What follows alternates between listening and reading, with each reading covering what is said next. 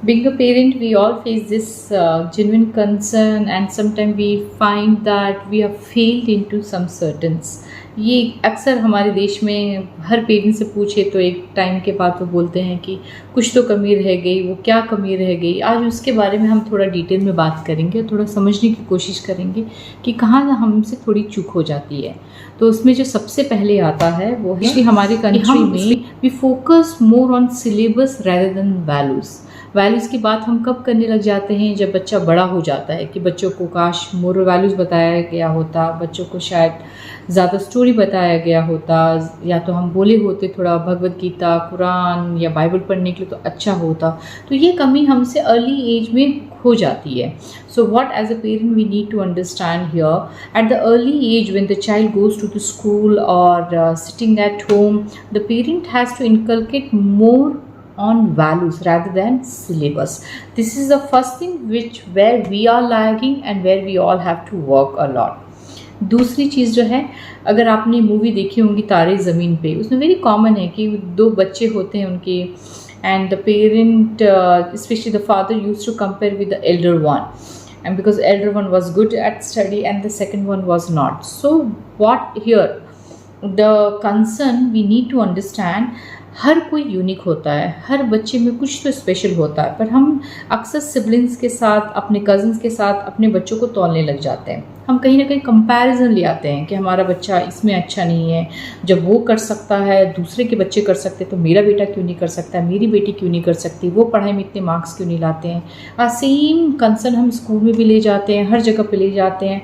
इस कंपैरिजन में जो बच्चे का अपना एक स्किल होता है, एक अपना एक इंटरेस्ट होता है, एटीट्यूड होता है, एप्टीट्यूड होता है, वो कहीं ना कहीं मिस हो जाता है और फ्यूचर में वो एक एवरेज काम करने लग जाता है। So let us to focus being a parent at the early stage only. We should not compare while looking at the society, while looking at the siblings and cousins, what your child has to do it. Okay, let us to treat the way they should be treated. जो तीसरी बात है, generally जब बच्चे छोटे होते हैं तो हम अक्सर पाते हैं, शायद मैं भी की हूँ, आप भी कर रहे होंगे, कि we use to pamper a lot, whatever the our kid ask we use to give. हम ये भी दे देते हैं, वो भी दे देते हैं, ऐसे करते करते में एक हैबिट फॉर्म हो जाता है।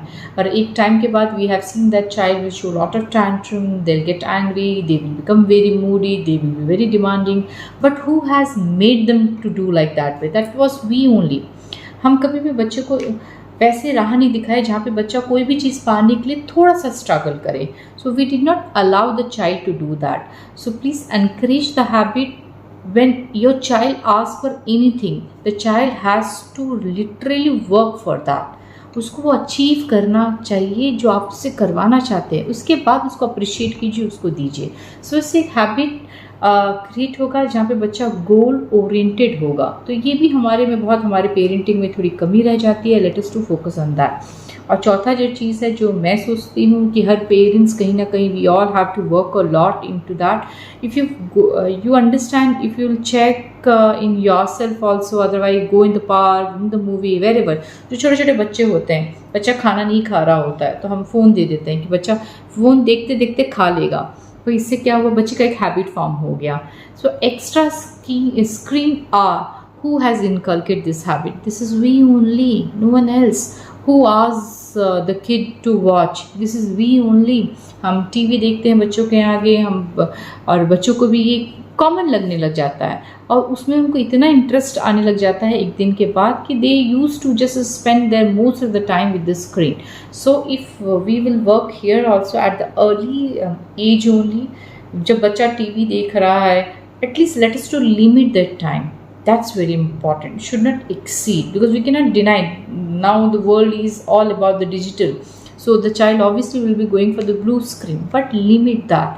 बच्चे जब खाना खा रहे हैं तो प्लीज़ कुछ भी ब्लू स्क्रीन मत देखने दीजिए. सो इससे क्या होगा, एटलीस्ट बच्चा फोकस करेगा खाने में. सो कुछ हैबिट्स है जिसको हमको चेंज करना है, कुछ रूल्स एंड रेगुलेशन घर पे रखना है, जिससे ये सब आदतें धीरे धीरे धीरे करके बदलने लग जाएगी.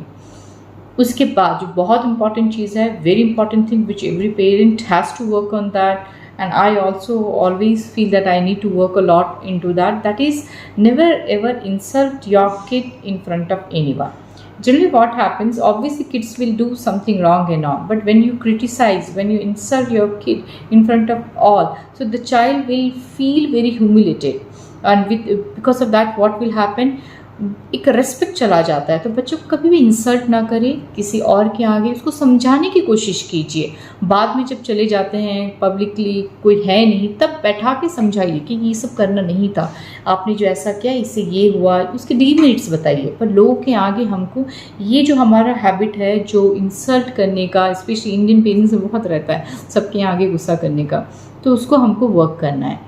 उसके बाद जो बहुत इंपॉर्टेंट चीज़ है, specially we will find when the child comes into the team, lack of communication.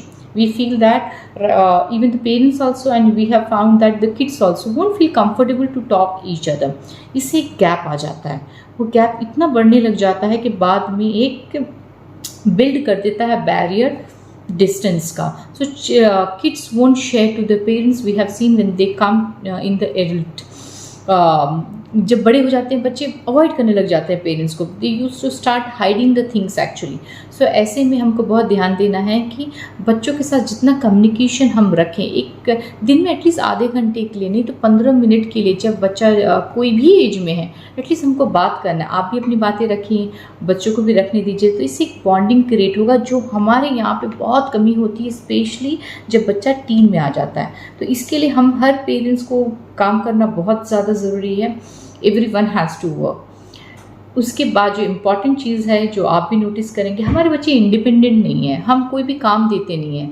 अगर बच्चे को बोला जाए, अगर बच्चा 7वीं कक्षा में भी है, 7th क्लास और 8th class, you ask them to go and get the vegetable, we will have a lot of fear, how come the child can go out, something will happen and all. Because of that what is happening, they are lagging in taking the responsibility, and that is carrying forward. बच्चा college में भी आ जा रहे हैं आज के date में, they can not go by bus anywhere, so huge mistake, we need to make them to be independent. ये बहुत ज़रूरी टास्क है। सो जितनी जल्दी हो, कम उम्र में बच्चों को कोई टास्क दीजिए, कभी घर के काम दीजिए, कभी छोटे मोटे बाहर के काम दीजिए, गार्डनिंग दीजिए, एक टास्क दे देना कि ये काम आपको करना है।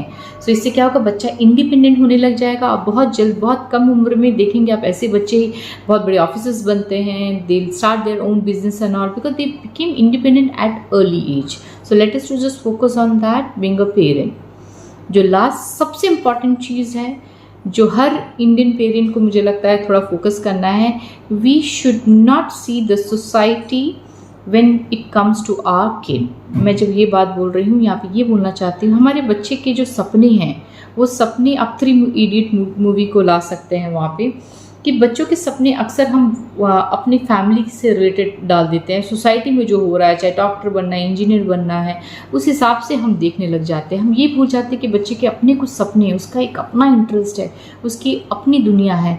तो उस प्लेटफॉर्म को वापस लाना बहुत बहुत ज़रूरी है। अगर हम ऐसा नहीं सोचेंगे तो आप ही सोचिए कैसे सचिन, कैसे अमिताभ बच्चन, कैसे ऐसे महान शख्सियत को हम नहीं देख पाते। तो let us to just work on this. Our kids should be treated the special which they have within themselves. So I hope that every parent of our country should work on that, and let us to make the good generation where every kid should enjoy with their job, not they should struggle with their job.